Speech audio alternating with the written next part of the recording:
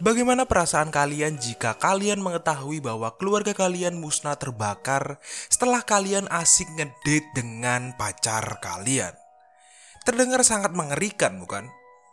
Well, peristiwa mengerikan ini terjadi kepada Nolan Buchanan, remaja berusia 16 tahun yang harus menerima kenyataan bahwa keluarganya hangus terbakar ketika keluarganya sedang menghabiskan weekend di rumah kabin mereka. Nolan Buchanan adalah seorang putra dari Adam Buchanan dan Molly McAfee. Nolan adalah remaja yang memiliki vibes dan sifat yang sangat positif. Menurut teman-temannya, Nolan ini sudah mereka anggap sebagai role model bagi mereka. Mungkin dari segi ekonomi Nolan tidak memiliki masalah yang berarti karena ayahnya adalah seorang pemilik perusahaan Buchanan Construction. Tapi jika dilihat dari segi keluarganya, Nolan bisa dibilang tidak seberuntung anak-anak lainnya, di mana dia harus menghadapi perceraian kedua orang tuanya ketika dia masih kecil. Nolan tinggal dengan ayahnya setelah perceraian kedua orang tuanya. Ayah Nolan yaitu Adam kemudian menikah lagi dengan seorang wanita yang bernama Molly McAfee. Adam dan Molly pertama kali bertemu ketika Molly bekerja sebagai office manager di perusahaan milik Adam. Perasaan saling suka pun mulai tumbuh antara Adam dan Molly. Nampaknya kepribadian Molly yang periang dan ramah membuat Adam terpikat dan jatuh hati kepada wanita itu.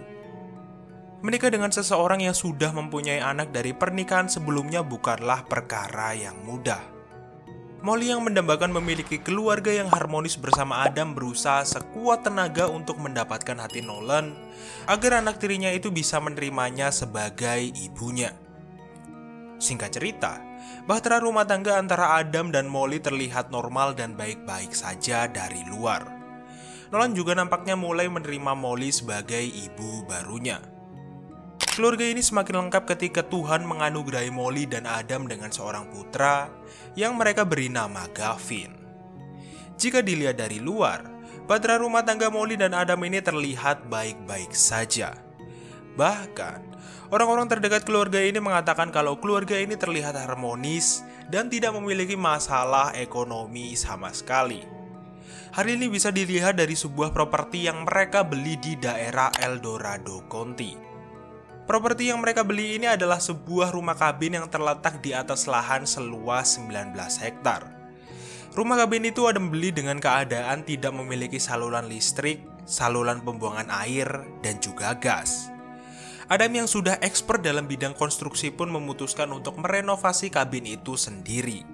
Dan sebanyak itu, keluarganya mulai sering datang ke kabin ini untuk menghabiskan akhir pekan mereka. Uripiku sawang sinawang. Mungkin ini adalah peribahasa yang cocok untuk menggambarkan situasi ini. Karena hal yang terlihat baik-baik saja belum tentu kenyataannya baik-baik saja. Keluarga Adam dan Molly ini bisa dibilang sama seperti kebanyakan keluarga di dunia ini. Mereka juga mempunyai masalah ekonomi dan mereka juga sering bertengkar. Bahkan, di masa ini perusahaan Adam mengalami krisis yang mengharuskannya berhutang dan mem-PHK beberapa karyawannya. Tidak hanya itu, Adam juga sering berperilaku kasar terhadap istrinya dan juga Nolan. Nampaknya masalah keluarga yang dialami keluarga Buchanan ini cukup intens dan serius. Dan nampaknya masalah ini adalah pemantik dari sebuah insiden yang tidak pernah mereka bayangkan.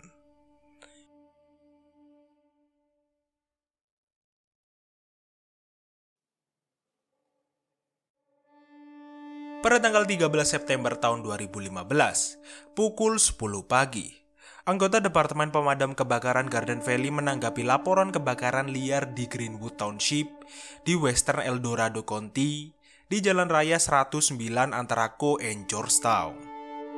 Dan setibanya di sana, mereka mendapati si jago merah telah melahap habis 10 hektar properti. Yang diantaranya adalah sebuah rumah kabin yang saat itu masih dalam keadaan terbakar. 1 jam setelah mereka tiba di sana, tim pemadam itu kemudian melaporkan peristiwa ini ke kepolisian El Dorado County Sheriff. Tim pemadam saat itu hampir yakin bahwa satu-satunya korban dalam peristiwa kebakaran hebat ini hanyalah hewan peliharaan yang terjebak di dalam kabin. Akan tetapi, Mereka masih belum bisa memastikan hal itu, karena mereka masih belum bisa memeriksa secara langsung karena temperatur yang masih terlalu tinggi. Ketika temperatur mulai menurun, petugas yang memeriksa reruntuhan kabin itu terkejut karena dia mencium aroma daging bakar. Awalnya petugas itu berpikir bahwa itu adalah aroma hewan peliharaan yang sudah terbakar. Tapi ketika ditelusuri lebih lanjut, petugas itu menemukan tengkorak manusia dan dada manusia dalam keadaan terbakar. Petugas tambahan pun segera tiba untuk meneliti lebih lanjut area itu.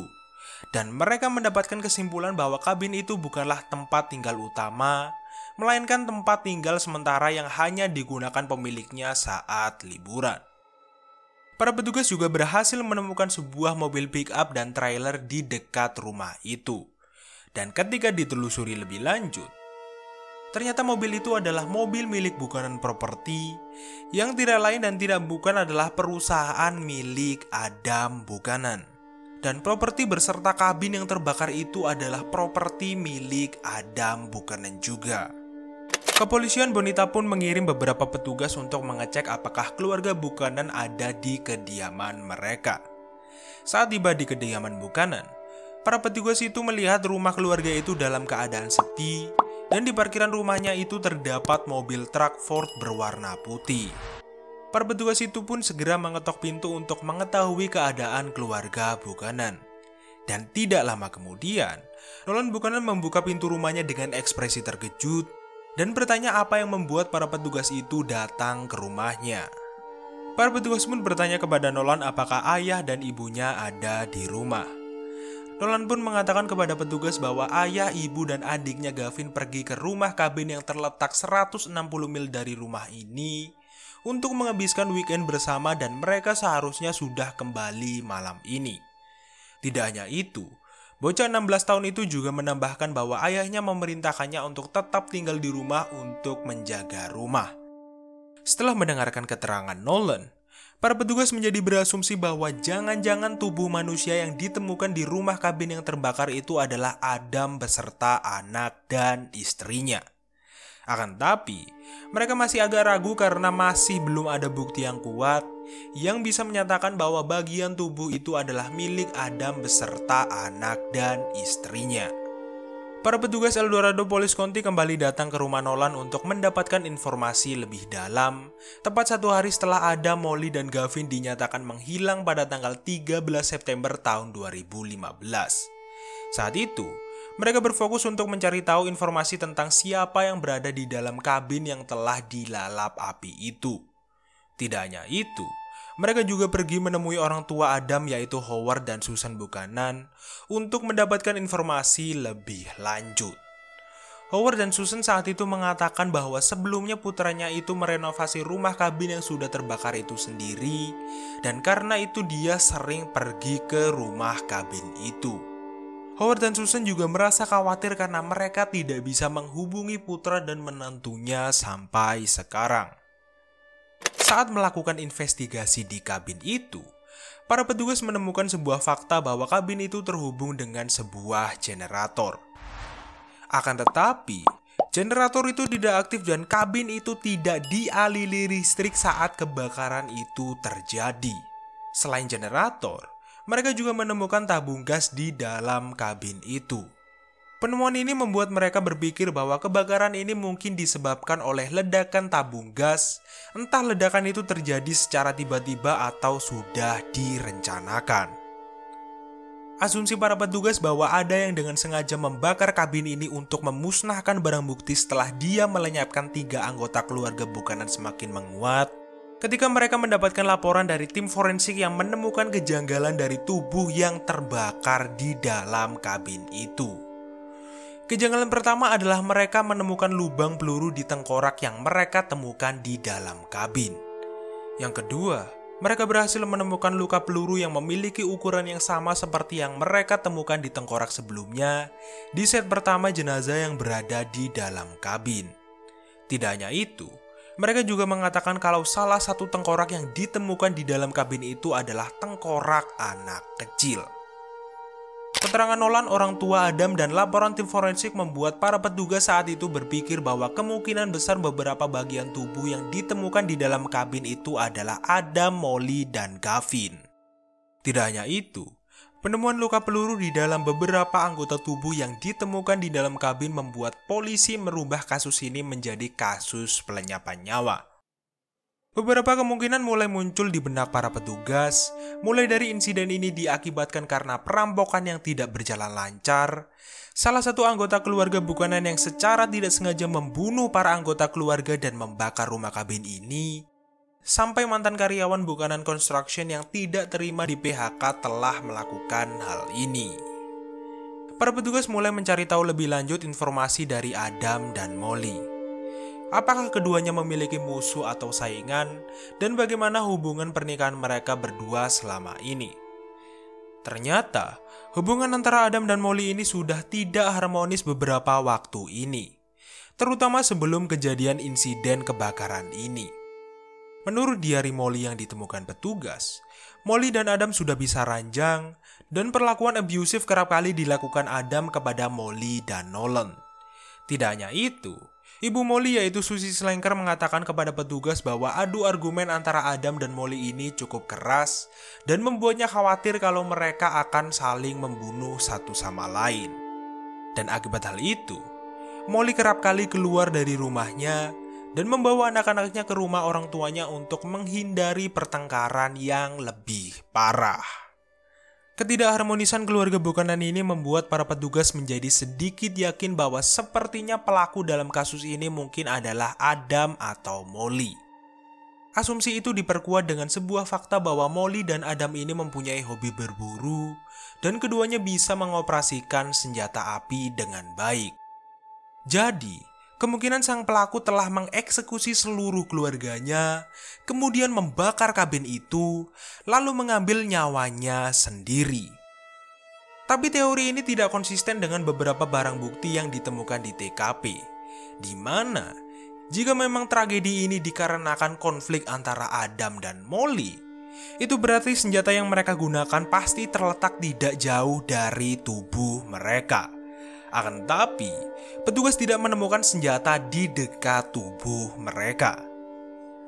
Di tengah ketidakpastian siapa pelaku dalam kasus ini dan siapa korban dalam kasus ini, hasil penelitian tim forensik selanjutnya keluar yang menyatakan bahwa sisa-sisa tubuh yang ditemukan di dalam kabin itu adalah milik Adam Buchanan, Molly McAfee, dan putra kedua mereka yaitu Gavin.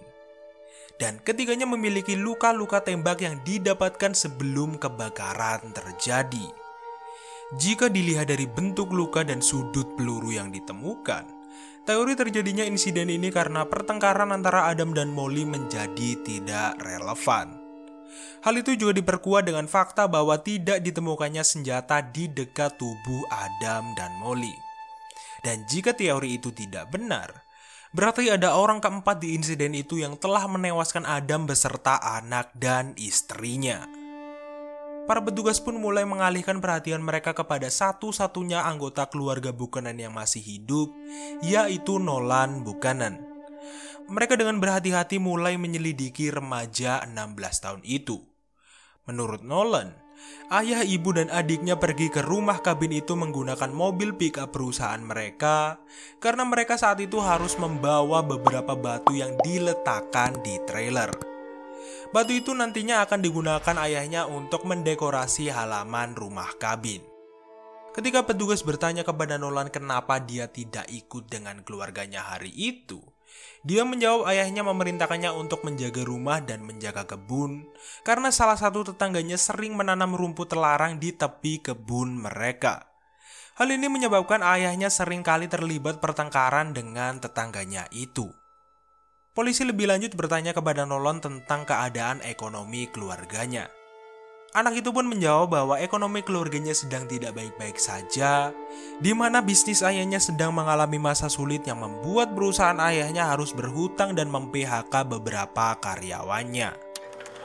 Dari beberapa informasi yang didapatkan para petugas dari Nolan, para petugas itu pun mulai menyisir lingkungan tempat tinggal Adam untuk mencari tetangga yang sering bertengkar dengan Adam. Polisi pun akhirnya berhasil menemukan pria itu. Dan pria itu mengatakan kalau memang benar dia terlibat beberapa pertengkaran dengan Adam, tapi pertengkaran itu selalu terselesaikan dengan damai. Pada tanggal 18 September, para petugas datang ke perusahaan Adam untuk mengecek apakah perusahaan itu memang benar-benar mengalami kesulitan. Dan ternyata hal itu benar adanya. Di mana salah satu karyawan di perusahaan itu mengatakan kalau tempat kerjanya sedang berada di ujung tanduk dan utang perusahaan itu mencapai 30.000 US dollar atau setara dengan 462 juta rupiah. Karyawan itu juga menyebutkan kalau ada beberapa pegawai yang merasa kesal dan tidak puas karena telah di PHK. Hal ini mendapatkan perhatian khusus dari para petugas karena ada kemungkinan di mana salah satu pekerja yang tidak terima di PHK adalah pelaku dalam kasus ini. Jalannya penyelidikan ini uniknya seperti dibantu oleh alam. Para petugas berhasil menemukan bukti penting berupa sebuah tas yang di dalamnya terdapat dompet yang berisi KTP milik Adam dan Molly. Tidak hanya itu, mereka juga menemukan senpi kaliber 22 yang terletak di dekat tas itu. Kenapa aku bilang penyelidikan kasus ini seperti dibantu oleh alam? Karena beberapa barang bukti krusial ini secara tidak sengaja ditemukan oleh siswa SMA terdekat yang sedang melaksanakan kerja bakti pada tanggal 19 September tahun 2015. Jadi bisa dibilang kalau barang bukti itu datang ke tangan petugas dengan sendirinya. Penemuan ini membuat petugas memiliki asumsi baru bahwa pelaku telah membantai keluarga Buchanan dengan senapan, dan untuk menutupi jejaknya, dia mengambil dokumen-dokumen para korban dari TKP dan membuangnya di tempat random. Penemuan ini membuat para petugas lebih condong ke teori bahwa keluarga Buchanan telah dilenyapkan oleh seorang pekerja di Buchanan Construction yang tidak terima karena telah di PHK. Hal ini karena barang bukti yang ditemukan tidak jauh dari Buchanan Construction. Para petugas kemudian mengirim tas dan senjata itu ke tim forensik untuk diteliti dan meminta surat perintah untuk memeriksa catatan keuangan dan lingkungan Buchanan Construction. Saat melakukan investigasi di Buchanan Construction, para petugas menemukan suatu hal yang mengejutkan di rekaman CCTV, yaitu rekaman itu memperlihatkan Adam yang sedang berada di dekat trailer yang dikaitkan ke mobil pribadinya, yaitu Ford Truck berwarna putih. Yang dimana ini berbanding terbalik dengan pernyataan yang dikatakan Nolan. Para petugas pun kemudian kembali datang ke Nolan untuk menginterview bocah itu. Nolan lagi-lagi menceritakan bagaimana akhir pekannya, di mana dia berada, dan siapa yang telah dia lihat saat itu. Para petugas kali ini lebih fokus menanyakan kepada Nolan tentang film apa yang telah dia dan pacarnya tonton di bioskop, bagaimana dia membayar belanjaannya di mall, dan bagaimana dia membayar makanan saat kencan. Nolan pun dengan polos menjawab kalau dia membayar semua itu menggunakan kartu kredit milik ayahnya. Para petugas pun kemudian mengajukan surat perintah untuk menggeledah rumah Buchanan di Bonita dan memeriksa catatan keuangan keluarga itu. Saat melakukan investigasi di rumah itu, salah satu petugas melihat ada tanah berwarna kemerahan menempel di roda mobil Ford. Yang uniknya, tanah itu mirip dengan tanah yang ada di TKP. Jika mobil itu telah digunakan untuk melakukan perjalanan ke Greenwood pada akhir pekan lalu atau sebelumnya, jejak tanah mungkin masih ada, tapi tidak akan terlihat sejelas ini. Tapi sayangnya, petugas tidak bisa menemukan jejak mobil itu di area TKP karena api telah menghancurkan bekas tapak roda di dekat sana. Tapi jika dilihat dari penumpukan tanahnya, menunjukkan bahwa mobil itu mungkin pernah ke area TKP baru-baru ini. Para petugas kemudian menelusuri aktivitas transaksi kartu bank milik Adam dan menemukan fakta bahwa Adam telah menggunakan kartu kreditnya pada hari Jumat tanggal 11 September di sebuah restoran cepat saji Taco Bell saat dalam perjalanannya ke rumah kabin. Para detektif pun pergi ke restoran itu untuk memeriksa kamera keamanan di restoran itu. Dan saat itu, mereka melihat dengan jelas Nolan dan keluarganya mengendarai mobil Ford berwarna putih, bukan mobil pick-up perusahaannya. Ketika para petugas menggeledah mobil Ford milik Adam, mereka menemukan bil Taco Bell tertanggal 11 September yang tercatat saat itu Adam memesan 4 minum bukan 3 minuman. Hal ini juga berbanding lurus dengan sampah minuman yang berhasil ditemukan di TKP yang berjumlah 4 gelas. Hal ini pun mengisyaratkan kalau Nolan saat itu ikut keluarganya dan tidak tinggal di rumah. Beberapa penemuan yang berbanding terbalik dengan pernyataan Nolan ini membuat para petugas meragukan ketidakbersalahan remaja 16 tahun itu. Di sisi lain, pihak bank sendiri mengkonfirmasi kepada para petugas bahwa keluarga Buchanan hanya memiliki 1 kartu kredit, yang dimana ini kembali berbanding terbalik dengan pernyataan Nolan. Terlepas dari beberapa informasi dan bukti yang meragukan ketidakbersalahan Nolan dalam kasus ini, rasanya tidak mungkin anak sepopuler dan sebaik Nolan bisa melakukan hal keji ini. Tapi apa mau dikata, tim forensik berhasil menemukan sidik jari popular boy itu di senapan yang ditemukan pada tanggal 19 September yang membuatnya langsung ditangkap polisi tepat saat dia sedang berada di kelasnya. Nolan Buchanan mengaku tidak bersalah atas tuduhan yang dituduhkan kepadanya. Pemuda ini juga berusaha untuk memutarbalikkan cerita dan mengklaim bahwa ayahnya yang telah mendor keluarganya sendiri. Tidak hanya itu, dia juga mengatakan kalau dia tidak sengaja mendor ayahnya ketika dia berusaha untuk melindungi diri dan mengambil senapan dari ayahnya. Ketika di dalam persidangan, Nolan tetap bersikeras kalau dia melakukan pelenyapan kepada ayahnya karena dia ingin melindungi dirinya. Tim pembelanya juga mengatakan kalau Nolan membakar keluarganya di dalam kabin karena saat itu Nolan dalam keadaan panik dan ketakutan. Tim pembela terus memusatkan perhatian juri kepada penganiayaan yang telah dilakukan Adam terhadap putranya sendiri dan anggota keluarga yang lain. Hasil otopsi para korban terutama Gavin juga dipertanyakan karena angle luka peluru yang berada di tengkorak Gavin tidak sama dengan klaim yang dikatakan Nolan. Yang dimana Nolan mengklaim kalau ada seseorang yang menerobos kamarnya dan adiknya setelah mereka mendengar teriakan dan pria itu langsung mendor Gavin. Dalam skenario ini, peluru yang menembus tengkorak Gavin seharusnya berposisi 45 derajat dan bukan 90 derajat seperti yang tertera di hasil autopsi. Meskipun begitu, jaksa penuntut meyakini bahwa Nolan menembak saudaranya ketika mereka sedang sendirian di rumah, ketika orang tua mereka sedang menghabiskan waktu di bar. Dan setelah dia berhasil mengirim adiknya ke akhirat, dia langsung mendor Adam dan setelah itu mendor Molly setibanya mereka tiba di rumah. Jaksa juga meyakini kalau Nolan kemudian mengambil senapan, surat-surat orang tuanya, menyiram mayat-mayat keluarganya itu dengan bensin, dan membakar habis rumah kabin beserta keluarganya. Tidak berhenti di situ, jaksa juga meyakini kalau Nolan langsung kembali ke rumahnya dan bermesraan dengan pacarnya untuk membuat alibi. Pada tanggal 13 Juni tahun 2018, juri menyatakan Nolan bersalah atas 3 tuduhan pembunuhan tingkat pertama yang membuatnya dijatuhi hukuman 150 tahun penjara dengan kemungkinan pembebasan bersyarat ketika dia sudah menjalani hukumannya selama 25 tahun. Pertanyaan terbesar dalam kasus ini adalah apa sih yang membuat Nolan sampai tega melenyapkan keluarganya? Menurut statement yang dikatakan hakim, ada beberapa faktor yang membuat Nolan tega melakukan hal ini.